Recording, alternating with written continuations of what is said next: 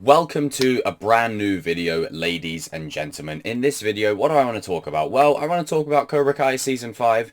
Now, you may be wondering why the video is slightly different, and that is primarily because I'm at a point where I want to evolve with the channel. I want to really grow, and I want to take myself a bit more seriously, and I think this is a step in the right direction to do such a thing. And does that mean my old format of video will never come back? Not necessarily. I might have some old videos return in some way, shape or form. I'll definitely find a way to implement the music because I know that was something I always got a lot of feedback for, that people found the music very calming and very soothing. So if anything, I'll put the music in this video as well. But I really am moving forward in terms of evolution, and I really want to start putting my all into this channel. And it's been a while since season 5 dropped now, so I want to give you guys a couple of videos talking a little bit more about it. Now, with Chozen, I was always impressed with what they managed to achieve with Chozen's character in season 3. It always blew me away how you could take this character that, even though he had some level of nuance in the original movie, he was by and large very one-dimensional, as most of the villains of the 80s were. That's pretty much just a product of the 80s. You always had the over-the-top good guy and then the over-the-top bad guy, and now we're in more of a grey society. But I do feel like Chozen was still pretty much a black and white kind of villain. You couldn't really root for him. You're just like, he's alright. And then towards the end of the movie, you're indifferent towards him, and then he tries to kill Kumiko and Daniel.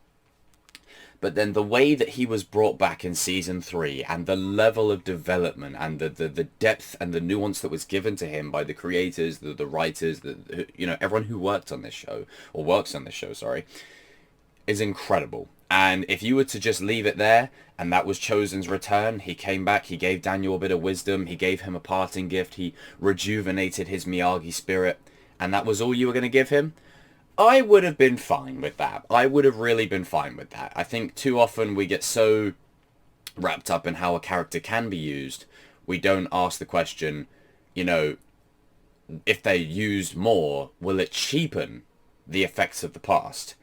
And that is not the case here. This only amplifies season 3, if not more, on steroids, because of the way Chozen is used throughout this season. Chozen is a defender, he is a protector, he's even got his weapons on him at all times to make sure he's keeping Daniel, his family, safe, and that he's ready. Like, he's ready for Silver at any moment. To catch Serpent, you got to think like one. What better person than Chozen?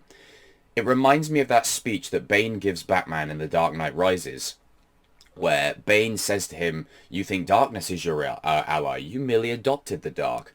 I was born in it.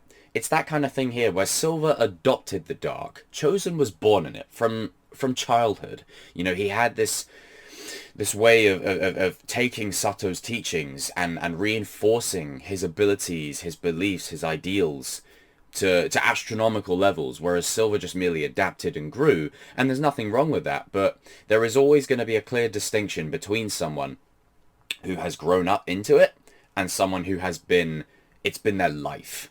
And I love that flashback that we get shown of a young Chozen digging his hand in the sand bucket, like that, and then there's a pillow in there. It gives you a little bit of a layer as to why Chozen is the way he is, and it recontextualizes Karate Kid 2 in a good way, so when you look at Chozen, you're like, man, look at this arsehole here. You then start to understand why he is that way.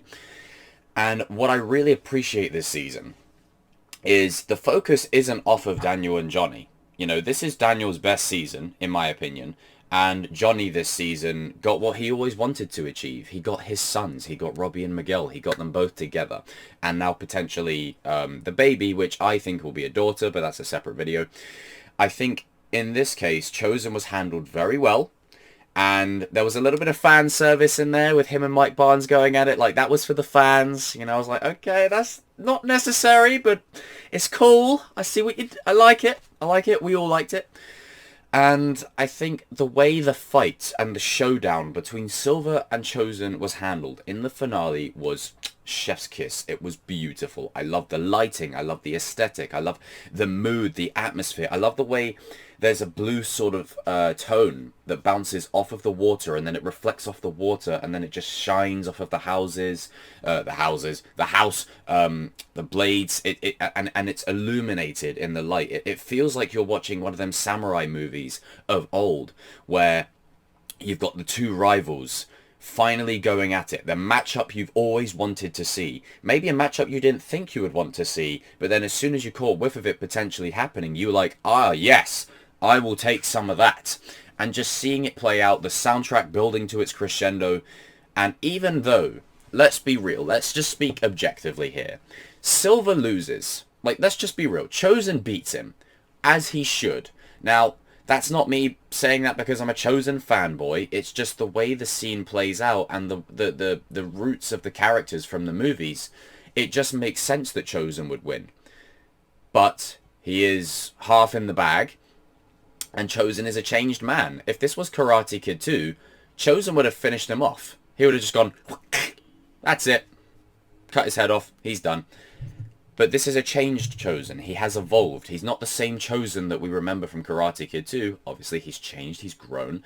He's matured. And he spent his entire life trying to redeem himself for the shocking decisions that he made, the shambolic behavior that he put on display for everyone. You know, the dishonor, the disgrace.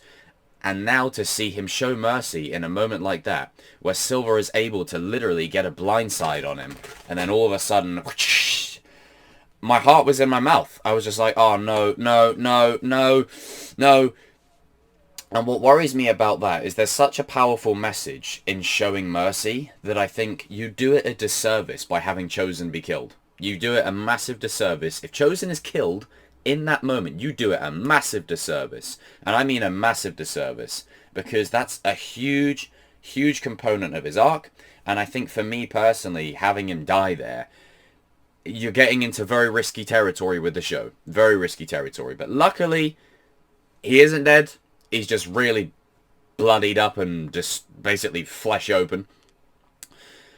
But I do love the duel. I love the way it plays out. It's probably the best fight the show has ever done.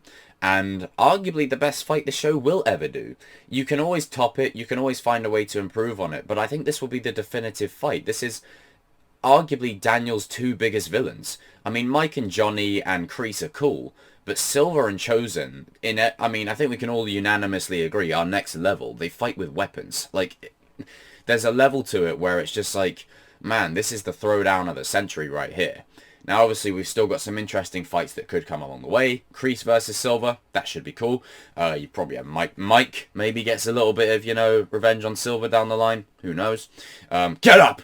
But I really did enjoy Chozen's arc. I think it was executed perfectly, and I think he served such a great purpose to not just us as the fans, as the viewers, but to the story itself. And then him knowing all of the legacy of Master Kim, and then just unraveling and revealing all of that to Daniel, who then says, oh, wow, this is something I need to be cautious of. And Chozen reaffirms to Daniel and Johnny, hey, we got to be very careful here. This isn't some light work. I took down 6 senseis from this valley by myself. It took both me and Johnny to try and stop one. And then obviously, by the end of the season, Johnny takes them all down anyway, with a little bit of help from Mike Barnes. Mike gets knocked the fudge out within like 3 seconds. But just purely sticking on Chozen, I really enjoy what Chozen offered this season. I think Yuji has such an ability to make you feel sad for him, make you laugh, and then make you feel like, oh, it's gonna go down. Ability to switch so effortlessly. You know, I think the scene that can best describe what I'm trying to say is the minute when he's watching the TV drama on the screen, and he's just like, you know, never give up. And it's like he's emotionally invested, you know, it looks like he's ready to like cry in happy tears. And then he gets up, he switches it and does like a 180 when Daniel and Amanda are arguing. He looks like the child that's like, oh, I'm sorry, parents, whose house am I at this week? Who am I with at alternating Sundays? And then in the very next scene, he's making jokes and making quips. And then the very next scene after that, he's kicking ass and taking names. I'm like, the ability to switch it on and off is incredible. It's just incredible. And if anything, I know people have said that Johnny's the new Miyagi or Daniel's the new Miyagi. I think Chozen is in that driving seat. I think Chozen has the perfect blend of what Mr. Miyagi was. I think Daniel is his own person. I think Johnny is his own person. And obviously Chozen is his own person too. But I think if you're looking for a character that best fits that Miyagi mold, I think that's Chozen. I really think that's Chozen. He even has the little smiles, like when he's teaching the kids the protect the egg exercise, which they use perfectly in the finale. They use absolutely perfectly. Is the moment where Anthony's like, no, let's not go and be a bunch of ones after Mitch cries like a baby. Let's not go and be a bunch of ones. Let's all be united here. And then you just see Chozen in the distance just smiling because he's like, yes, that's what I wanted. It's just heartwarming. And seeing how Chozen enters the season to where he ends up at the season, you know, and he's like, I should have got a short island iced tea. Just little moments like that make it all the worthwhile. And Chozen, I think, is here to stay. I think he's too much of a fan favorite now. And could he go back home to Okinawa in Season 6? His purpose has definitely been served, story-wise. But I do feel like you could potentially get a bit more out of him, just for the fans, you know. You know, he's a fan favorite now. I think they're going to find a way to try and keep him around. I think because of this Sekai Taikai thing, I think Chozen will find a way to stick around. I think they'll utilize Mike Barnes' experience on the international stage, as I said in my recent live stream yesterday.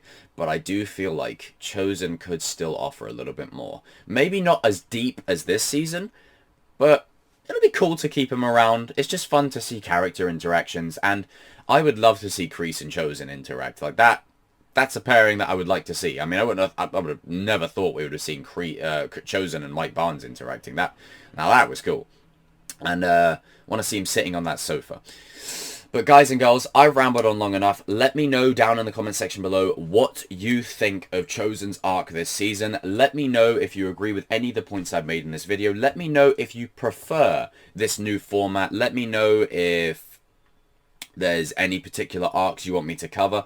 Obviously, I'm going to cover all the main arcs. Chozen, Johnny, Daniel, Kreese, etc. Miguel, Robbie. I'm going to cover all those arcs. They're all coming up. And I think I just said Chozen in there, even though I covered Chozen in this video.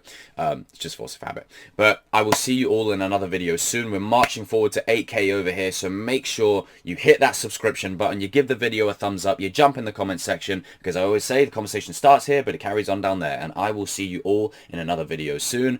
And, yeah, man, Chozen's fight with Silver, that was something else.